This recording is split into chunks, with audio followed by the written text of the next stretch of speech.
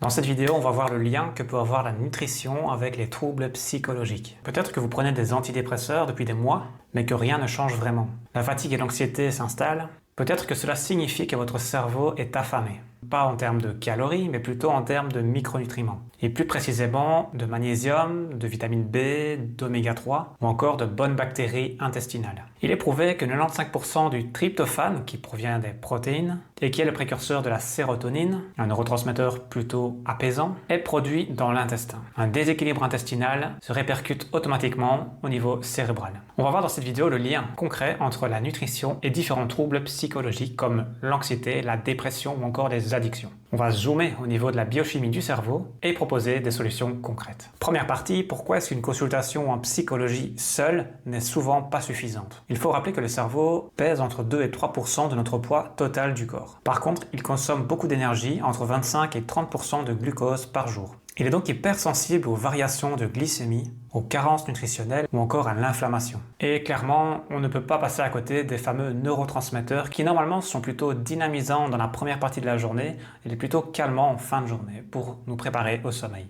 Ça, c'est la théorie quand tout fonctionne bien. Dopamine, noradrénaline, sérotonine, GABA, mélatonine. Vous avez certainement déjà entendu ces termes. Les plus importants, ce sont les précurseurs. Le tryptophane pour la sérotonine et la tyrosine pour la noradrénaline et dopamine. Il y a aussi les cofacteurs pour que ces conversions se passent bien. Les vitamines B6, 9, 12, sans oublier le magnésium, le fer ou le zinc. Et pour que ces conversions se passent bien au niveau intestinal, il faut également une bonne flore. Donc déjà, si on ne va pas creuser du côté de ces déséquilibres, de ces carences potentielles, malheureusement, les problèmes risquent de perdurer dans le temps.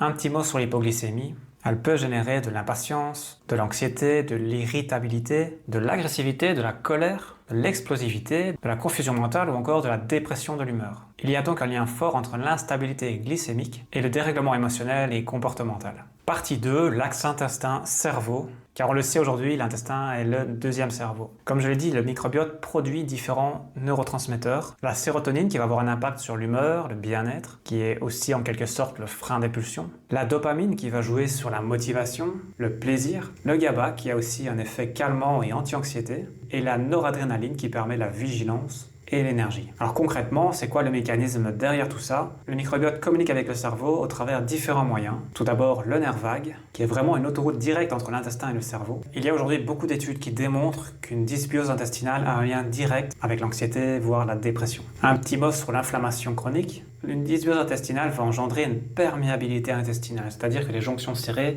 vont se desserrer et laisser passer des éléments mal digérés ou pas encore digérés dans le sang. Et là, ça va créer de l'inflammation, ça va créer une réaction immunitaire pour se défendre contre ces éléments qui ne sont pas reconnus. On y retrouve donc des LPS, des lipopolysaccharides qui se retrouvent dans le sang. Ce sont des molécules bactériennes pro-inflammatoires. Et le grand problème, c'est qu'elles franchissent la barrière hémato-encéphalique qui est censée protéger notre cerveau. On arrive donc à avoir une inflammation au niveau cérébral, ce qui est vraiment problématique. Et là, on va avoir plusieurs problèmes. Une altération des productions de neurotransmetteurs, une destruction des connexions synaptiques et donc une dépression résistante au traitement classique. Et si on se penche un petit peu sur l'alimentation occidentale, la majorité du temps, celle-ci est déjà pro-inflammatoire. Avec une consommation excessive d'aliments transformés, de sucres raffinés, d'additifs, de graisses saturées transgéniques de mauvaise qualité, ainsi que des fritures. Tous ces éléments-là vont engendrer et entretenir une inflammation au niveau intestinal et automatiquement au niveau cérébral. Partie 3, les carences nutritionnelles. On commence avec le magnésium, qui heureusement est de plus en plus connu pour son utilité, mais il est toujours bon de le rappeler et d'expliquer pourquoi. C'est vraiment un catalyseur d'énergie cérébrale. Il est cofacteur de plus de 300 réactions biochimiques. Et bien entendu, il a un rôle important dans les mitochondries, ces petites centrales énergétiques que nous avons dans toutes nos cellules qui nous permettent de brûler des calories pour faire de l'énergie. C'est donc un processus vital. Le magnésium a des rôles anti-anxiété en jouant sur les récepteurs NMDA. Il va même aider à réguler le cortisol qui est l'hormone du stress. Le magnésium est une carence très fréquente, on est environ à 90% de la population et même lorsqu'on mange sainement, on n'a généralement pas les apports nécessaires. Donc une complémentation est généralement recommandée pour répondre aux besoins, et ces besoins varient au jour le jour selon notre exposition au stress, à la pollution ou encore au sport. Dès qu'il y a un stress, il y a une fuite urinaire du magnésium. C'est pour ça qu'il faut ramener tous les jours et idéalement plusieurs fois par jour. Le manque de magnésium ne se détecte pas vraiment via des bilans sanguins, mais plutôt au niveau des ressentis, des symptômes, comme le fait d'avoir de l'anxiété, de l'irritabilité, de l'insomnie, une fatigue intense ou encore un état dépressif. On peut aussi se fier à la paupière qui tremble ou à des problèmes de tendinite. En plus du magnésium, on a les vitamines B.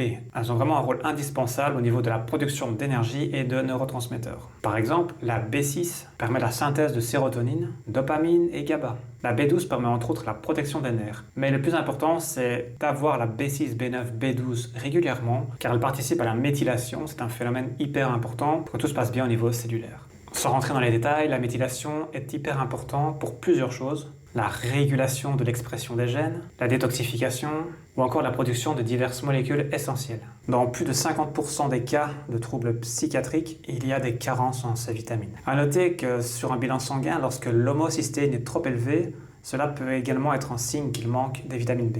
Troisième élément, les oméga 3, qui vont jouer sur la structure et le côté anti-inflammatoire. En fait, les gras que l'on consomme vont avoir un impact important sur la fluidité membranaire, ce qui permet des échanges entre les cellules. Plus on a un bon ratio entre les oméga 3 et les oméga 6 par exemple, mieux les échanges pourront se faire et plus les choses fonctionneront bien. Lorsqu'on consomme majoritairement des graisses saturées, ça va être plus rigide et ça va être plus compliqué de créer des échanges et ça va créer pas mal de problèmes. Donc si on a suffisamment d'oméga 3, on va avoir une bonne fluidité membranaire et une bonne transmission synaptique au niveau du cerveau. On va aussi avoir un effet anti-inflammatoire assez puissant qui permet de réduire la neuroinflammation et ça va aussi augmenter le BDNF qui est un facteur de croissance neuronale. Si on manque d'oméga 3 et que les membranes sont plutôt rigides, on peut comparer ça à des neurones un peu rouillés qui vont se frotter mais qui ne vont pas pouvoir bien échanger. Et là, on se dirige vers la dépression, le déclin cognitif et voire même Alzheimer. Ensuite vient le zinc, qui est vraiment un cofacteur essentiel et que l'on retrouve dans plein de productions. Il intervient dans la synthèse des neurotransmetteurs, mais pas que, c'est vraiment un assembleur. Le zinc permet vraiment de récolter tous les acides aminés que l'on consomme de nos protéines pour les recombiner en forme de protéines spécifiques pour répondre aux besoins du corps, que ce soit pour faire des anticorps, des récepteurs, ou des neurotransmetteurs par exemple. Il a aussi des rôles neuroprotecteurs. Il va aussi permettre de moduler le récepteur NMDA qui lui doit être équilibré. Il est essentiel pour la mémoire, l'apprentissage, mais ne doit pas mener à une neuroexcitation. Donc le zinc et le magnésium permettent de calmer ça pour garder un équilibre. Ensuite on a le fer qui est très important dans la production de neurotransmetteurs comme la dopamine ou la noradrénaline. Et il y a clairement un lien entre une carence de fer et un impact psychologique. Et on termine cette partie 3 avec la vitamine D, qui est connue pour aussi réguler l'humeur et avoir un côté de neuroprotection également. J'ai pu constater moi-même que lorsque j'ai commencé à prendre de la vitamine D il y a quelques années maintenant, eh bien mon humeur était beaucoup plus positive malgré l'hiver, malgré la grisaille. On n'a pas ce blues hivernal avec la vitamine D. Je vous invite vraiment à essayer. Et puis de toute façon, elle a beaucoup de rôles intéressants et importants. Il est vraiment nécessaire de se complémenter en automne-hiver minimum pour la plupart des cas. Partie 4, l'alimentation pro-inflammatoire qui détruit le cerveau. Quand on parle de pro-inflammation, on ne sait pas toujours d'où ça vient. Bien, voici quelques exemples. On a le sucre raffiné qui génère des pics de glycémie, de l'inflammation et ensuite une dysbiose intestinale. On a les mauvaises graisses, trop cuites, trop transformées, qui sont directement pro-inflammatoires et qui vont se stocker et qui vont générer du surpoids. On a bien entendu tous les additifs qui sont des perturbateurs au niveau du microbiote. Et au niveau des aliments ultra transformés, on n'a pas de fibres, on n'a pas de vitamines. Et tout ça, évidemment, ne nourrit pas notre microbiote, bien au contraire. Il y a donc un cercle vicieux. Lorsqu'on est stressé de manière chronique, on a une élévation du cortisol qui va favoriser une dysbiose intestinale, ce qui va augmenter l'inflammation chronique, ce qui va augmenter l'état de dépression, ce qui va alimenter le stress chronique. Donc on se retrouve bloqué dans cette boucle et on ne sait pas par quoi commencer et on ne sait pas quoi faire pour en sortir. Partie 5, l'importance d'une approche pluridisciplinaire. Ça fait longtemps que j'ai à cœur de collaborer avec un cabinet qui partage plusieurs disciplines pour favoriser justement une prise en charge complète. L'analyse alimentaire seule ne va pas suffire pour réussir à s'en sortir. Il va aussi falloir une analyse psychologique. C'est vraiment l'addition de ces deux approches qui fera la différence sur le long terme. Alors si vous souhaitez nous rendre visite, n'hésitez pas à prendre rendez-vous, je vous mets le lien en description. À bientôt.